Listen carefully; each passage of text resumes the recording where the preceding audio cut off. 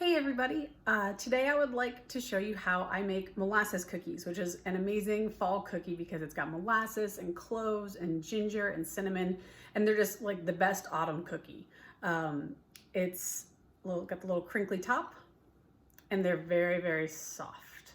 So they're just really great to have with a hot cup of tea or with a glass of milk or some coffee. They're kind of just an all-around amazing cookie, and they never last long in my house. I hope you enjoy.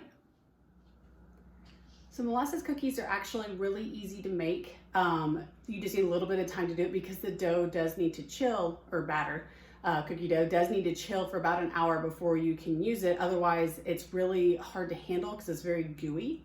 But to make molasses cookies, you need 3/4 cup of butter, which is 1.5 sticks if you're in the US, like normal size sticks. A cup of white sugar, and 1 egg, and 1/4 cup of molasses, and that's for the wet ingredients. And the dry ingredients, you need 2 cups of flour, like 1/2 teaspoon of salt, a teaspoon of cinnamon, a 1/2 teaspoon of clove, and a 1/2 teaspoon of ginger. But they're just a really nice spice cookie that isn't too sweet because the molasses just adds that nice tang to it. Also with the butter, it's really interesting because with cookies and baking in general, your temperature of butter actually changes the result of your baking, like drastically. This recipe calls for melted butter. And if you use softened butter or like room temperature, they're a lot thicker. They're like a doughier cookie. But when you use melted butter in chocolate chip cookies and molasses cookies and sugar cookies, it tends to make the cookies flatten out more. And the longer you bake them, the crispier they get. And this has melted butter to make them nice and thin, but I don't bake them super long because I like a softer cookie.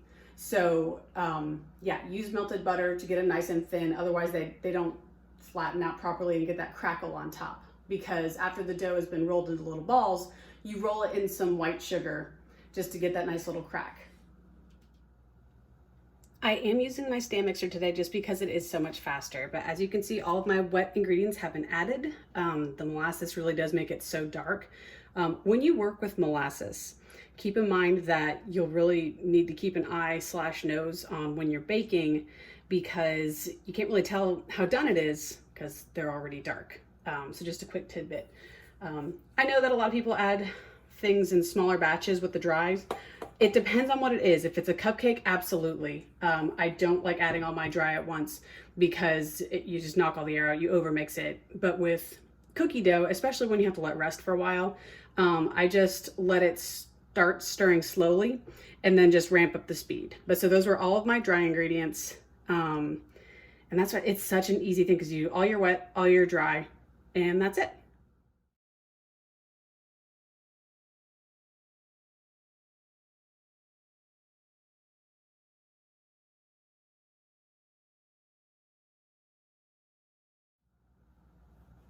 A quick thing to remember, remember to knock down the sides of any mixing bowl, whether you're using a stand mixer or a hand mixer, because a lot of times, a lot of the flour or sometimes some of the wet ingredients, like the molasses and stuff, it'll get stuck around the edges. So just, get a good spatula. This one is different than the spatula in my macaron video. It's more of like a spoon. I like that for doing cupcakes and cookies because there's a little bit more leverage on the side of the bowl, just so you know.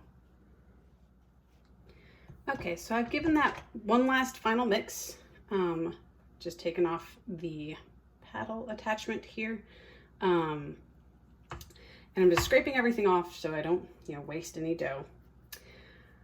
True story, I usually like to lick the batters after I'm done. I have no fear when it comes to raw eggs in batter and things because I just like the way they taste. However, much like snickerdoodle dough, I don't like the taste of just raw molasses dough. It's just too tangy. It's not sweet like sugar cookies. It doesn't have a good savory note like some of the brown butter cookies I do. But yeah, so the molasses cookie dough is safe from my snitching. But what you do is you just scrape it all down to the bottom. I'm gonna use that paddle back again to scrape off the rest of the spoon here. And then you're gonna cover it with plastic wrap. I use just regular cling film. I put that all the way down inside the bowl so it's actually touching the top of the cookie dough so that it doesn't get a skin on it or anything. You just sort of pat that down over the top, create a nice little seal on the edge so air doesn't get to it and it'll just chill properly. And I'm just going to put this in the fridge just as it is for about an hour. My dough has been chilling for about an hour. Here's the plastic wrap. I took that off. It's very firm now. It's not nearly as gooey as it was earlier. There's my scale for measuring out how much cookie dough goes into each cookie. I usually like to do 15 grams or 20 grams, depending on how big or small I want the cookies. It helps make them uniform and also helps with baking time. There's my little bowl of sugar to roll the cookie dough balls in, and there's my spoon to help with the cookie dough scooping. Now, weird thing that I do, you do not have to do this. I have a little bowl of ice water that I use to chill my hands every once in a while. So I'll wash off all the cookie dough stuff off my hands, and then I will dip my hands in the cool bowl of water. It doesn't feel good, but the warmer your hands are, the worse it is trying to handle cookie dough. So if you can make your hands nice and cool, it just helps make them not stick to you nearly as much. Also, another tip, don't forget to take off any rings you might be wearing, because cleaning cookie dough off of rings is gross and not fun. So I like to roll them all out ahead of time, so that way I'm not worrying about trying to juggle baking the batches of cookies and making sure my hands stay clean enough for me to be able to handle things with oven mitts on, because it's just, it's a lot more work if you do it, do 12, bake 12, roll more. It's just much more efficient to just roll them all out and then just, have them all ready to go. That way, when you're cooking in batches, it's this assembly line. Like, there's a reason that's an efficient way to do things. So I just roll it in the sugar. So I did 15 grams for these just so I have more cookies per batch. And my oven is preheating to 375. So I'm just gonna continue on with this.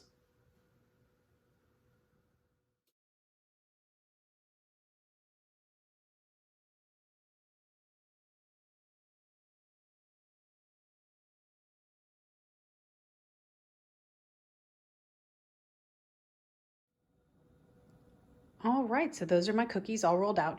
Now the sugar coating doesn't actually make them sweeter or anything, but it does add this really cool crackly effect to the top because it'll be paler, and then where the molasses cookie breaks through, it'll be a little bit darker. My oven is preheated to 375. My Silpats are ready to go. I talked about those in my macaron video. It's silicone mat that you put underneath things so you don't have to use a lot of cooking spray or any cooking spray. And it just makes it so much easier to bake because it just peels right off. These don't have the circles on them, obviously, so they're not meant for macarons. They are just meant for cookies. As far as bake time, since I do make these more regularly, these bake for about 8 minutes. A little bit more, a little bit less, depending on how crunchy you like a cookie. Like I said earlier, I do like a softer cookie, so I tend to do them for roughly 8 minutes. I think I forgot to mention earlier, there is a little bit of baking soda in the cookies, not baking powder. Baking powder, I think, and please correct me if I'm wrong, baking powder is baking soda plus cream of tartar. So it doesn't have that, but they do puff up a little bit, which is why it's important when you take them out of the oven, let them rest for a little while still on the baking sheet so that they can cool down and firm up, and then they settle back down and then they'll be flat. I usually let them cool for about 4 minutes while the other ones are baking. That way I'm able to scoop them off, put them on a cooling rack, and then line up the next dozen and get it ready to go. But you can see the little cracks starting to form at the top and everything, which is really neat. So there we have it, a whole stack of cookies. Just a quick side note, these stacking cooling racks have been one of the best things ever, especially when you're making big batches of something. Like I made, oh goodness, probably about 200 cookies one day, and having these things really helps save counter space, as well as just having a good area to stage your cookies, because then by the time the ones on the bottom are cooled, you'll have another free rack and you can just keep on stacking them up. But yeah, so thank you guys so much for tagging along. Again, if you have any questions or comments or concerns, let me know in the comments and let me know what I should make next. Yoink.